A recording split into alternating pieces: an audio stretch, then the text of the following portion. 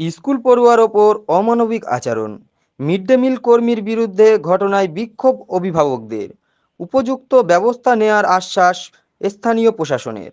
ঘটনাটি উত্তর চব্বিশ পরগনা জেলার গোবরডাঙ্গা থানার কাছারিবাড়ি মহিষপাড়া শিশু শিক্ষা কেন্দ্রের ঘটনা।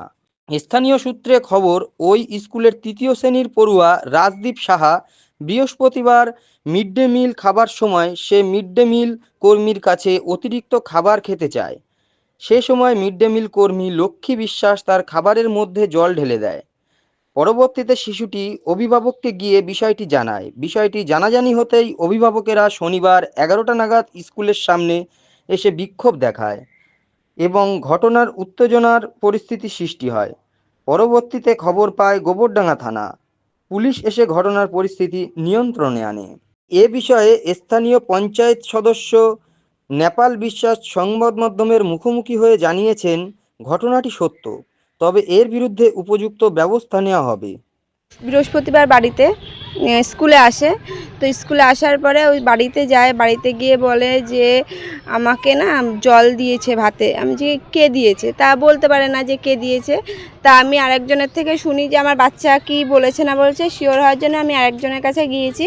তা উনি বলে বা আমার বাচ্চাও বলে যে আমি প্রথমে ঝোল চেয়েছি, তা বললো কি যে না আর ঝোল দেওয়া যাবে না, ওটা দিয়েই খা।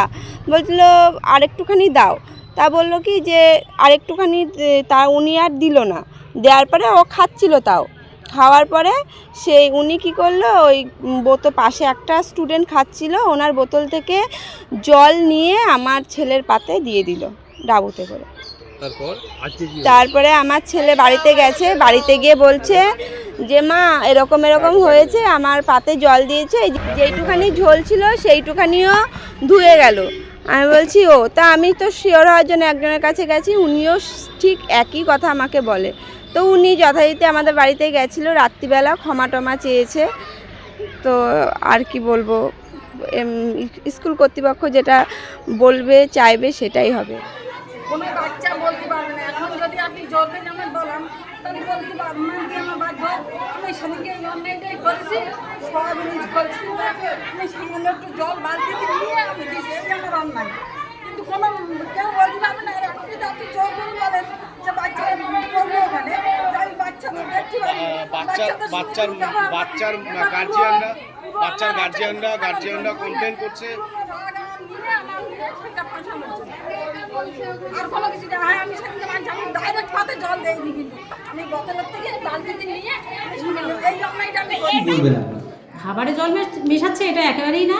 বা খাবার সার্ভ করা হয়ে গেছে, সবাইকে দেওয়া হয়ে গেছে খাবার, শেষে একটা বাচ্চা চেয়ে বসেছে, তখন তরকারি ছিল না, তখন তিনি হাতের কোষে করে একটু জল নিয়ে, তাই তো এটাই হয়েছে।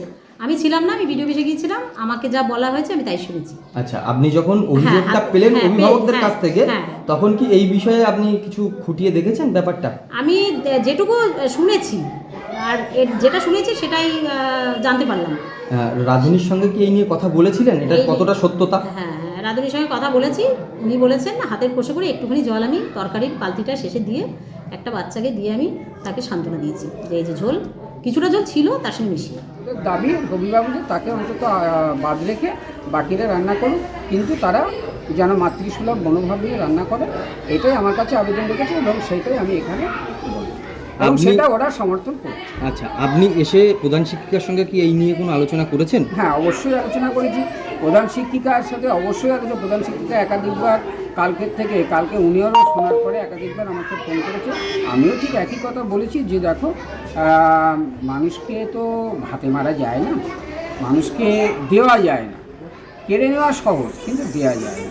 যাই হোক, আমি সেই জায়গাটায় যেতে চাই না, যাতে সহজে মিটে যায়, অভিভাবকদের দাবিও যাতে থাকে এবং স্কুলে যাতে স্মুথলি চলতে পারে, সেই জায়গাটায় দাঁড়িয়ে যেটুকু করা দরকার অভিভাবকরা এসেছে তাদের বুঝিয়ে দেখলেন, আমি পাঠিয়ে দিলাম।